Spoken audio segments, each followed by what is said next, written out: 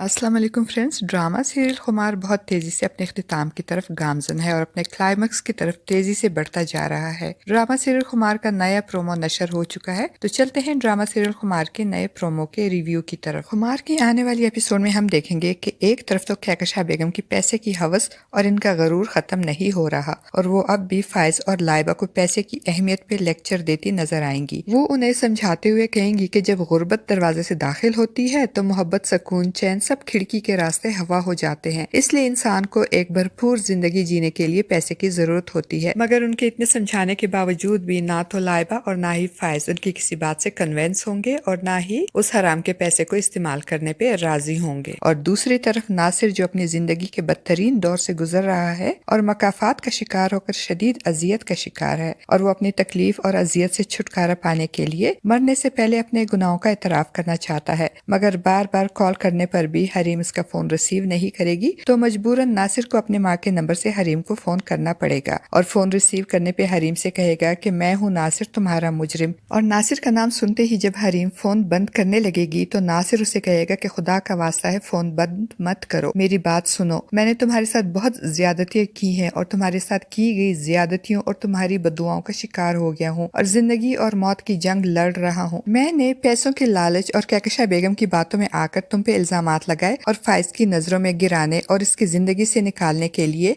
मैंने तुम्हारे किरदार पे भी इल्जामात लगाए। मेरे गुनाह माफी के लायक तो नहीं है, लेकिन तुम चूंकि एक नेक दिल और अच्छी लड़की हो इसलिए तुमसे माफी मांगता हूँ, क्योंकि जब तक तुम मुझे माफ नहीं करोगी अल्लाह भी मुझे माफ नहीं करेगा और मैं सुकून से मर भी नहीं सकूंगा। नासिर की बातों के जवाब में हरीम उसे कहेगी कि मैं तुम्हें सिर्फ एक सूरत पे ही माफ कर सकती हूँ कि जो भी इल्जामात तुमने मुझ पर लगाए हैं और जिनका अभी तुमने मेरे सामने एतराफ किया है, तुम ये एतराफ फाइज के सामने भी करना होगा और इसकी माँ की सारी हकीकत भी फाइज को बतानी होगी, तभी मैं तुम्हें माफ कर सकूंगी। हरीम की बातें सुनकर नासिर फाइज को फोन करेगा और कहेगा, फाइज मैं मरने से पहले अपने गुनाहों का एतराफ करना चाहता हूँ, क्योंकि अब इन गुनाहों का बोझ मेरे लिए नाकाबिले बर्दाश्त हो गया है, क्योंकि इन गुनाहों का मेरे दिल पे बहुत बोझ है और मरने से पहले मैं ये बोझ हल्का करना चाहता हूँ। और चूंकि मेरे गुनाहों और ज्यादतियों की वजह से तुम्हारी और हरीम की जिंदगी बर्बाद हो गई है, इसलिए मैं सारे एतराफात सुनने के लिए तुम बेहतरीन जज हो और जब तक तुम मुझे माफ नहीं करोगे मैं सुकून से मर भी नहीं सकूंगा। और फिर नासिर फाइज के सामने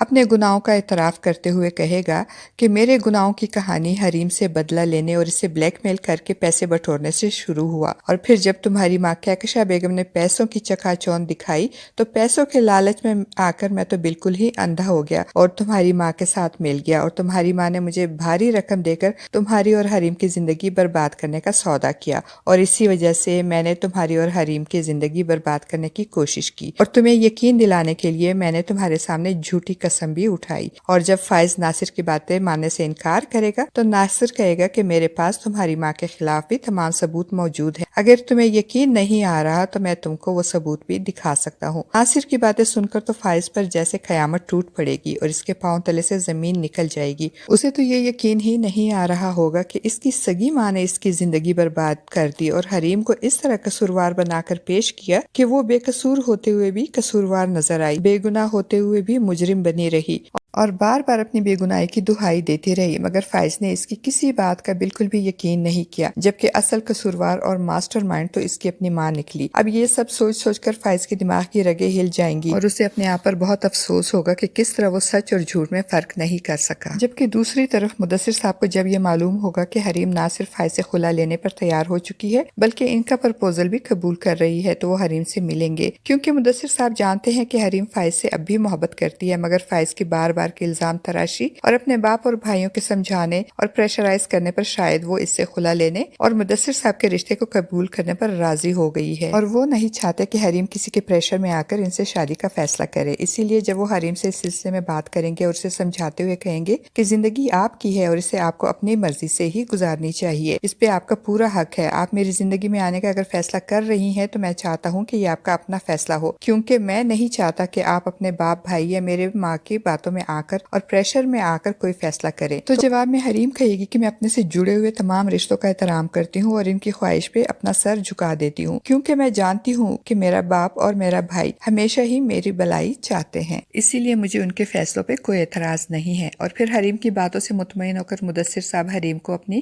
آنے والی زندگی کی یقین دہانی کرواتے ہوئے کہیں گے کہ میں آپ کی آنکھ میں کبھی بھی آنسو نہیں آنے دوں گا اور نہ ہی ہم پیچھے مڑ کر اپنی ماضی کی طرف دیکھیں گے۔ فرینڈس، اب یہ تو آنے والی ایپیسوڈ میں ہی پتہ چلے گا کہ حریم اور مدثر صاحب ایک ہو سکیں گے یا نہیں۔ فرینڈس، آپ کو کیا لگتا ہے کہ ناصر کے فائز کے سامنے اعتراف جرم کرنے اور کہکشاں بیگم کی حقیقت جاننے کے بعد کیا فائز حریم سے معافی مانگے گا اور کیا حریم اب فائز کو معاف کر سکے گی؟ آپ کا اس بارے میں کیا خیال ہے؟ اپنی قیمتی رائے کا اظہار کمنٹ باکس میں ضرور کیجیے گا۔